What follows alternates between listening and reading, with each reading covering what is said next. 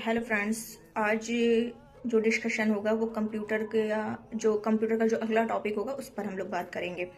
तो आज जो आपने सुना होगा इनपुट डिवाइस आउटपुट डिवाइस, यहाँ से भी एक क्वेश्चन आ जाता है। तो अगर कंप्यूटर में 20 क्वेश्चन पूछेगा तो ऑब्वियस सी बात है कि हर टॉपिक को वो टच करते हुए चलेगा। तो एक टॉपिक जो कंप्यूटर की 5 पीढ़ियाँ थी उसको भी मैंने डिस्कस किया, वहाँ से देख लीजिएगा, वहाँ से क्वेश्चन बन जाएगा। और ये है इनपुट और आउटपुट डिवाइस। तो इनपुट डिवाइस आज डिस्कस करेंगे, इनपुट डिवाइस, या हो सकता है आउटपुट डिवाइस भी फटाफट बता ही दूं एक ही लेक्चर में। तो चलिए देखते हैं इनपुट डिवाइस। इनपुट डिवाइस में पहला आपने कीबोर्ड देखा होगा कंप्यूटर में, कीबोर्ड जिसमें कीज ढेर सारी लगी होती हैं। ठीक है, तो उसमें फंक्शन कीज होता है। तो फंक्शन कीज F1 से लेकर के F12 तक होता है। उन सभी कीज के अलग अलग काम होते हैं।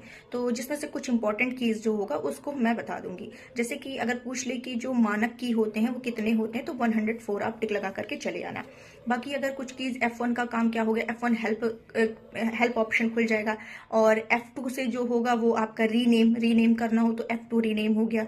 F4 जो इंपॉर्टेंट जो क्वेश्चन पूछा बस वही बताऊंगी। F4 से क्या होगा कि जब आल्ट उस एक की और बना होता है ALT, आल्ट प्रेस कर देंगे प्लस F4 प्रेस करेंगे तो उससे क्या हो जाएगा, आल्ट F4 से क्या हो जाएगा कि आपका जो विंडो ओपन रहेगा वो शट डाउन हो जाएगा। शट डाउन वैसे क्या करना पड़ता है, डायरेक्ट वहां जाओ, मतलब अलग अलग ऑप्शन जाना पड़ता है। लेकिन आल्ट प्लस F4 कर देंगे तो डायरेक्ट क्या हो जाएगा, शट डाउन का काम करता है।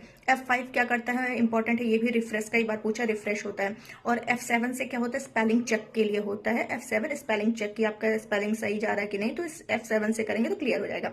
बाकी एक इंपॉर्टेंट है F11 से क्या करेंगे, फुल स्क्रीन मोड आपका हो जाएगा। और F12 से क्या करेंगे, save as. F12 most important, save as हो जाएगा। ठीक है, अब देखते हैं कीबोर्ड को का आविष्कार किसने किया था। तो क्रिस्टोफर थे। का से कीबोर्ड, का से क्रिस्टोफर। वैसे लंथम भी आगे जुड़ा हुआ, लेकिन क्रिस्टोफर ही खाली याद रखिए, बहुत ज्यादा हमको रटना तो है नहीं, मतलब याद वो नहीं करना है कि इसमें PhD हासिल करनी है, नहीं, बस हमको एग्जाम क्रैक करके आना है। ठीक है, तो क्या करना है, क्रिस्टोफर कीबोर्ड, क्रिस्टोफर 1868 हो जाएगा।